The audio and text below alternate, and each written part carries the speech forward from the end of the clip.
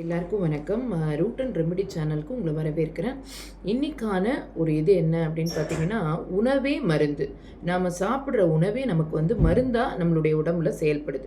என்னென்னலாம் சாப்பிட்டா ரொம்ப நல்லது அப்படிங்கிறது தான் நம்ம பார்க்க போகிறோம். தினசரி ஒரு மாம்பழம் சாப்பிட்டு வர நரம்பு தளர்ச்சி குணமாகுமா? கோவை பழம் தினம் சரி ஒன்று சாப்பிட்டு வர சர்க்கரை நோய் கட்டுப்படுமா? தினசரி ஒரு கொய்யா பழம் சாப்பிட்டு வர கல்லீரல் பலப்படுமா? இரத்த சோகையும் சரியாகுமா?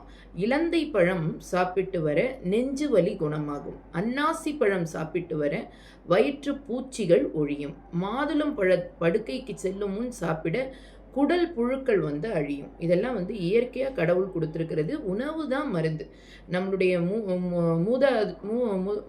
மூதாதையர்கள் எப்படி இருந்தாங்க அப்படின்னு பார்த்தீங்கன்னா, நல்லா வேலை செய்வாங்க, நல்லா சாப்பிடுவாங்க, நல்லா நிம்மதியாக இருந்தாங்க. எந்த ஒரு டென்ஷனுமே இல்லாமல் ரொம்ப ரிலாக்ஸ்டாக நல்லா இருக்கிறதுக்கு காரணமே அவங்க சாப்பிட்ட உணவு தான். அவங்களுக்கு இருக்கிற திடகாத்திரம் நமக்கு இப்போ இந்த ஜென்ரேஷனுக்கு இருக்கா அப்படின்னா ரொம்ப கம்மி. நமக்கு இருக்கிறது கூட நம்மளுடைய பிள்ளைகளுக்கோ பேர பிள்ளைகளுக்கோ இல்லை.